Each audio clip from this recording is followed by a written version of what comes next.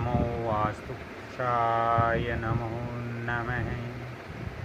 ओम नमो वास्तुपुरुषाय नमो नमः। भूसंयभीरतं प्रभुम् आवायामहं वास्तुषपदि प्रणमाम्यहम्। नमस्कार दोस्तों, प्रिय भक्तों, इस चैनल से आपको वास्तु और ज्योतिष की जो जानकारियाँ मिल रही हैं और उस जानकारियों के अनुसार आप अपने गृह निर्माण कर रहे हो, ये बहुत ही खुशी की बात है, अच्छी बात है। दोस्तों, आज का वीडियो भी मैं आपको वास्तु का ही दे रहा हूँ। ये अति महत्वपूर्ण वीडियो है, क्योंकि बहुत सारे चैनलों पर हम ये देखते हैं कि जो हमारे घर के अंदर जो हम जल की व्यवस्था करते हैं, वो जल की व्यवस्था बहुत सारे चैनल पर ये बताते हैं, यूट्यूब के अंदर भी बताते हैं और जगह भी आपको और स्थान पर भी आपको बताते हैं कि जल का स्थान हमेशा ही ईशान या उत्तर या पूर्वी दिशा में रखना चाहिए। लेकिन ये कभी हमें नहीं बताया जाता कि क्यों रखना चाहिए और क्यों नहीं हमें वेस्ट या साउथ या वेस्ट साउथ के कॉर्नर में हम रख सकते। दोस्तों, हम अपने घर के अंदर परेशान होते हैं, लेकिन उसका कारण हमें मालूम नहीं होता है, इसका कारण हमें पता नहीं होता है, क्योंकि कुछ वास्तु दोष के कारण ही हम ज़्यादातर लोग परेशान रहते हैं।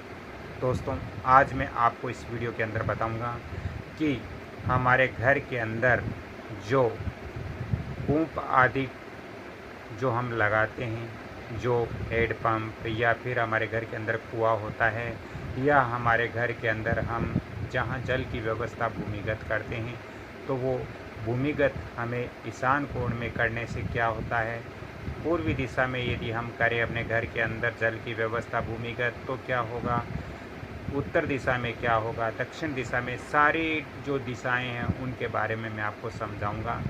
दोस्तों, शास्त्रों में भी ये बोला गया है, ऐश्वर्य पुत्र हानिश्चय विनाशो धनहीनता संपत् शत्रु भय शोकम पुष्टि प्रागतित क्रमांत। अर्थात दोस्तों, पूर्वी दिशा में हम यदि जलकूप यानी हमारे जल का स्थान भूमिगत रखते हैं, हम वहाँ हेड पंप या ट्यूबवेल या कुआं इत्यादि यदि हम अपने घर के पूर्वी दिशा में रखते हैं, तो वो हमारे घर में ऐश्वर्य हमें प्रदान करेंगे, हमारे घर के अंदर पैसे संबंधी दिक्कत नहीं होगी। और यदि हम अपने घर के आग्नेय कोण यानी पूरब और दक्षिण के बीच के कॉर्नर के अंदर यदि हम जल की स्थापना करते हैं, भूमिगत जल रखते हैं, वहाँ कुआं या हम हेड पंप या वहाँ बोरिंग करवाते हैं, तो दोस्तों, वास्तु शास्त्र के अनुसार और ज्योतिष शास्त्र के अनुसार ये पुत्र हानि का कारक बनता है। इससे पुत्र की हानि हो सकती है ज्योतिष और वास्तु के अकॉर्डिंग। दोस्तों, दक्षिण दिशा में यदि हमारा जल का स्थान है या दक्षिण दिशा में हमारा भूमिगत हम यदि जल की व्यवस्था करते हैं, दक्षिण दिशा में हम बोरिंग, ट्यूबवेल, हेडपम्प इत्यादि यदि निर्माण करते हैं, वहाँ होता है, तो दोस्तों, ये घर की जो स्त्रियाँ होती है, घर की जो महिलाएं होती हैं, उनको मुसीबत हो सकती है, उनके लिए अच्छा नहीं है। घर की स्त्रियों के लिए ये दिशा के अंदर हमें कभी भी बोरिंग, ट्यूबवेल, हेडपम्प या कुआं हमारे घर के नहीं होना चाहिए। दोस्तों, नैऋत्य कोण यानी दक्षिण और पश्चिम के बीच का जो कॉर्नर होता है, वो नैऋत्य कोण होता है। और नैऋत्य कोण के अंदर यदि हम बोरिंग, ट्यूबवेल, हेडपम्प इत्यादि का यदि हम निर्माण करते हैं, इन सभी का हम निर्माण करते हैं, तो इससे हमारे घर के अंदर दो चीज़ें अवश्य होती है वास्तु और ज्योतिष के अनुसार। पहली चीज़ है कि घर में निर्धनता आएगी, घर में गरीबी आएगी। यदि आपके पास धन है, माँ लक्ष्मी का आशीर्वाद है। और आपने यदि अपने घर के नैऋत्य कोण यानी दक्षिण पश्चिम में यदि बोरिंग, ट्यूबवेल, हेडपम्प, कुआं इत्यादि यदि करा रखा है या करने की सोच रहे हो, तो इससे घर के अंदर निर्धनता आती है। इससे राजा भी फकीर बन जाता है। तो दोस्तों, नैऋत्य कोण में कभी भी हमें कुआं, ट्यूबवेल, हेडपम्प, भूमिगत जल स्रोत नहीं होना चाहिए। ये सबसे जल के लिए अच्छा कोण नहीं माना गया है।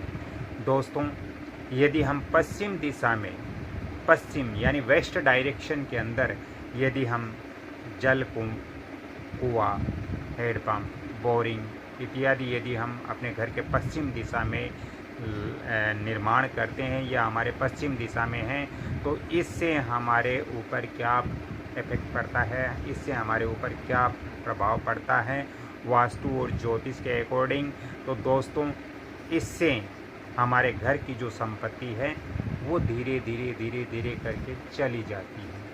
तो पश्चिम वेस्ट डायरेक्शन के अंदर भी जल कुंभ, हेडपम्प, बोरिंग नहीं होना चाहिए। दोस्तों, यदि वायव्य कोण के अंदर घर के, आपके मकान के वायव्य कोण में, यानी वायव्य कोण पहले बता देता हूँ कि कौन सा होता है, क्योंकि बहुत सारे जो मेरे मित्र हैं उनको ये जो ईशान, नैऋत्य और वायव्य इनके बारे में मालूम नहीं होता है। तो वायव्य कोण है, वायव्य कोण जो है वो हमारा वेस्ट और जो नॉर्थ का जो डायरेक्शन होता है उसके बीच का जो कॉर्नर होता है उसको वायव्य कोण कहते हैं। और इस वायव्य कोण में यदि हमारे घर के अंदर जल की स्थापना हमने भूमिगत की है, कुआं, बोरिंग, ट्यूबवेल इत्यादि वहाँ की है, तो इससे दोस्तों घर के जो सदस्य हैं उनके साथ आपस में शत्रु भय रहेगा और पड़ोसियों के साथ भी शत्रु भय रह सकता है। इसके अलावा घर में चोरी इत्यादि होने का भी भय रहता है, क्योंकि इससे हमारा वायव्य डायरेक्शन कहीं न कहीं प्रभावित होता है वास्तु शास्त्र के अनुसार। उत्तर दिशा में यदि हम बोरिंग, ट्यूबवेल या हेडपम्प रखते हैं भूमिगत, ये नॉर्थ डायरेक्शन जल के लिए उत्तम मानी गई है। इससे घर में सुख और शांति बनी रहेगी, घर के अंदर महालक्ष्मी की कृपा हमारे ऊपर बनी रहेगी। उत्तर यानी नॉर्थ डायरेक्शन में हम भूमिगत जल की व्यवस्था कर सकते हैं।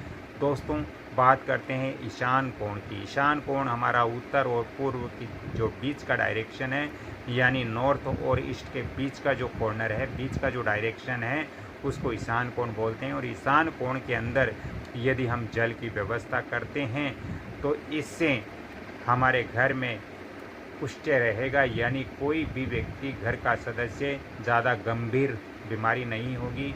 घर के अंदर आय के जो स्रोत है वो बिल्कुल बढ़े हुए रहेंगे, प्रगति, उन्नति आपके कदम चूमेगी। और ईशान कोण के अंदर यदि भूमिगत हम बोरिंग, ट्यूबवेल, हेडपम्प कराते हैं तो इससे घर के जो संपत्ति है उसके अंदर भी बढ़ोतरी होगी, वृद्धि होगी। यदि दोस्तों, इससे हमें ये ध्यान रखना चाहिए कि हम जब कुआं, बोरिंग, ट्यूबवेल, हेडपम्प की जब भूमिगत खनन करते हैं तो यदि ऐसी व्यवस्था हमने कर रखी है तो आप स्वयं इसके परिणाम आप जान सकते हो कि यदि हम कौन से डायरेक्शन के अंदर यदि भूमिगत खनन करते हैं ट्यूब, हेडपम्प आदि बनाने के लिए, तो हमारे क्या हमें फल इसके मिल सकते हैं। मैंने इस वीडियो में पूरा ज्योतिष और वास्तु के अनुसार आपको विवरण बताया। यदि ये जानकारी आपको अच्छी लग रही है तो कृपया आप सभी से मैं निवेदन करता हूं कि आप इस वीडियो को जितना हो सके ज़्यादा लाइक करें, शेयर भी करें, सब्सक्राइब भी करें, ताकि मेरा भी मनोबल बढ़ेगा और मैं आपको ऐसी वास्तु और ज्योतिष की जानकारियाँ और आगे आप लोगों तक पहुंचाने का प्रयत्न करूंगा। आप लोगों तक आपको वास्तु और ज्योतिष की पूर्ण जानकारी हो, इसकी मैं कोशिश करूंगा। तो चलते चलते आप सभी से मैं एक बार निवेदन कर देता हूं कि आप इस वीडियो को लाइक, शेयर, सब्सक्राइब जरूर करें। बेल आइकन घंटी के निशान पर भी क्लिक करें। यदि आपको ज़्यादा ही आवश्यकता हो तो आप मेरे को फ़ोन कॉल्स करें, अन्यथा मेरे पास समय का अभाव रहता है। फ़ोन नंबर भी मैं आपको यहाँ दे रहा हूँ 7901718402। राधे राधे मित्रों, जय श्री कृष्णा, शुभ रात्रि, अगली कड़ी में फिर मिलता हूँ। तब तक के लिए आप सभी से मैं क्षमा चाहता हूँ। जय श्री कृष्ण। धन्यवाद।